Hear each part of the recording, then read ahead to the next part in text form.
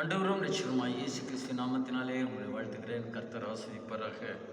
எனக்கு அருமையானவர்களே, இந்த கால வேளையில் எசேக்கியேல் 39வது அதிகாரம் 23-24 வாசித்து நாம் தியானிப்போமானால், கர்த்தர்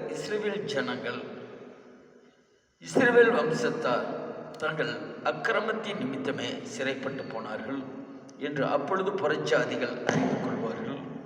அவர்கள் எனக்கு விரோதமாய் துரோகம் பண்ணினபடியால் என் முகத்தை நான் அவர்களுக்கு மறைத்து அவர்கள் சத்துருக்களின் கைகள் அவர்களை ஒப்புக் கொடுத்தேன். அவர்கள் அனைவரும் பட்டயத்தால் விழுந்தார்கள்.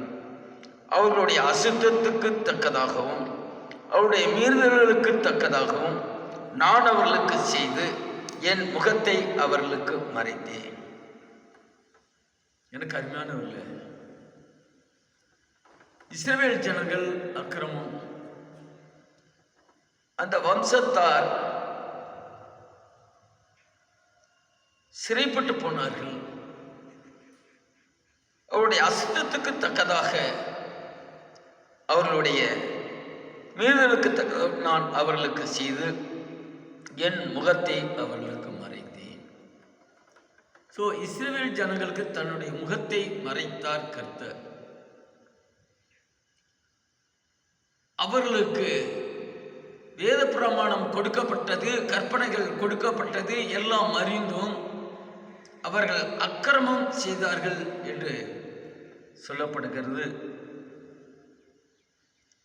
அக்கிரமத்தின் நிமித்தம் சிறைப்பட்டு போனார்கள். எனக்கு அருமையானவர்களே, தேவனுக்கு பிரியமில்லாத காரியங்களை செய்து அக்கிரமம் செய்கிறவர்கள் தான் சிறைப்பட்டு போவார்கள். எப்படி சிறைப்பட்டு போகிறார்கள்? ஒரு பக்கம் தந்திரமான பிசாசின் கிரியைகளினால் சிறைப்பட்டு போகிறார்கள். இந்த உலகத்தின் இச்சைகளினால் சிறைப்பட்டு போகிறார்கள். விக்கிரக ஆராதனையினால் சிறைப்பட்டு போகிறார்கள். வேசித்தனம், அருவருப்பான விபச்சார மயக்கத்தினால் சிறைப்பட்டு போகிறார்கள். குடியினால் சிறைப்பட்டு போகிறார்கள். எந்த மனிதன் எதை விரும்பி போகிறார்களோ மாம்சத்தின்படி அதிலே சிறைப்பட்டு போகிறார்கள். ஒரு சிலர் சொல்லுவாங்க, நான் குடிச்சிக்கிட்டே இருக்கிறேன், அதை விடலான்னு நினைக்கிறேன், ஆனால் விட முடியலை. எந்த பாவத்துக்கு, எந்த அக்கிரமத்துக்கு, எந்த மீறுதலுக்கு விரும்பி போனார்களோ அதில் சிக்கி அந்த சிறையிருப்பிலிருந்து வெளியில வருவது மிகவும் கடினம். கர்த்தராகிய இயேசு கிறிஸ்து விடுவித்தால் மெய்யான விடுதலை. சிறையிருப்பிலிருந்து அவர்களை மீட்டுக் கொண்டேன் என்று கர்த்தர் சொல்லுகிறார்.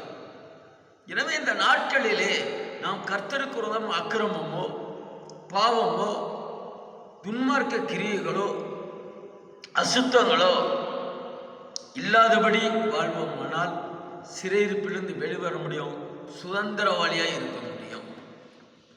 ஒரு மனுஷன் சிறையில் இருக்கும் பொழுது சந்தோஷமாக இருப்பானோ? சிறைச்சாலையில் இருக்கும் பொழுது அவனுக்கு மகிழ்ச்சி இருக்குமோ? சிறைச்சாலையில் இருக்கும் பொழுது அவன் இன்பமாக இருப்பானோ? சிறைச்சாலையில் இருக்கும் பொழுது அவனுக்கு சமாதானம் இருக்குமோ? சிறைச்சாலையில் இருக்கும் பொழுது அவன் விரும்பினதை செய்ய முடியுமோ? சிறைச்சாலையில் இருக்கும் பொழுது அவன் எப்படிப்பட்ட மன உளைச்சலிலே இருக்க வேண்டும்? எனக்கு அருமையானவர்களே, இன்னைக்கும் இந்த உலகத்தின் சிறையிலே சிக்கிக் கொண்டு இருக்கிறவர்களுக்கு சமாதானம் இல்லை, சந்தோஷம் இல்லை, இன்பம் இல்லை. இந்த உலகத்தின் சிறையிருப்பிலே மாட்டிக்கொள்வோமானால் நிச்சயமா அந்த சிறையிருப்பிலேயே நாம் இருந்து சிறையிருப்பிலே கிடந்து மடிகிற நிலைமை வரும். ஒரு சில அந்த குடியின் பாவங்களோ விபச்சார பாவங்களை விடாதபடி இப்பொழுது ஆன்லைன் சூதாட்டம், அதில் சிக்கிக்கொண்டு எத்தனை பேர் மரணம் அடைகிறார்கள். அதை விட்டு வெளியில வர முடியல. வரலாறு நினைக்கிறாங்க, முடியல. அந்த ஆன்லைன் சூதாட்டம் அவர்களை அடிமைப்படுத்தி வைத்து சிறைப்படுத்தி வைத்திருக்கிறது. இதை போலதான் இந்த உலகத்திலே வாழ்கின்ற நம்மை சிறைப்படுத்துவதற்கு சத்துருவானவன், பிசாசனன் அநேக காரியங்களை கொண்டு வருவான், கவர்ச்சியான காரியங்களை கொண்டு வருவான், இதோ தேவனுக்கு பிரியமில்லாத காரியங்களை கொண்டு வருவான். அவைகளை கண்டுபிடித்து சிறையிருப்பிலிருந்து மீண்டு வரும்படியாய் கர்த்தர் அர்ப்பணிப்போமானால் சிறையிருப்பிலிருந்து மீட்டுக்கொள்ள கர்த்தர் போதுமானவர். இயேசு இந்த சிறையிருப்பிலிருந்து மீட்டுக் கொள்வதற்காக தான் கர்த்தராகிய இயேசு கிறிஸ்து இந்த பூமியிலே வந்தார். நம்முடைய பாவங்கள் அக்கிரமங்களுக்காக அடிக்கப்பட்டு இரத்தம் சிந்தி ஜீவனை கொடுத்து 3ஆம் நாள் உயிர்த்தார். மீண்டும் நம்மை பரிசுத்தமாக்கப்பட்டவர்களே கர்த்தராகிய தேவனுடைய சரீரமாக சபையிலே, மணவாட்டி சபையிலே இருக்கிற மணவாட்டியாய் எடுத்துக்கொள்ள வரப்போகிறார் ராஜாதி ராஜாவாக. எனவே இஸ்ரவேல் தேவனுக்கு பிரியமில்லாத காரியத்தை செய்தார்கள். அக்கிரமத்தின் நிமித்தம் சிறைப்பட்டு போனார்கள். அக்கிரமத்தின் நிமித்தம் அவருக்கு துரோகம் பண்ணினபடியால் அவர்கள் சிறைப்பட்ட வாழ்க்கை, அதிலிருந்து கர்த்தர் மீட்டுக்கொள்ள போதுமானவராய் இருக்கிறார். எனக்கு அருமையானவர்களே, அந்த இயேசுவை நம்பி நான் பாவம் செய்துவிட்டோ, துரோகம் பண்ணிட்டாண்டவரை என்று கதறினோமானால் நிச்சயமாய் மனதுருகி தயவோடு இரக்கத்தோடு நம்மை சிறையிலிருந்து மீட்டுக்கொள்ள சுதந்திரவாளியாய் மாற்ற கர்த்தர் போதுமானவராய் இருக்கிறார். எனவே கர்த்தரிடம் வந்து விடுவோம், கர்த்தர் கரத்திலே விழுந்து விடுவோம், அவர் பாதவடியிலே விழுந்து விடுவோம். கர்த்தர் நம்மை சிறையிலிருந்து மீட்டு சுதந்திரவாளியாய் வைத்து அவர் சமூகத்திலே எப்பொழுது களி கூறச் செய்ய கர்த்தர் போதுமானவராய் இருக்கிறார்.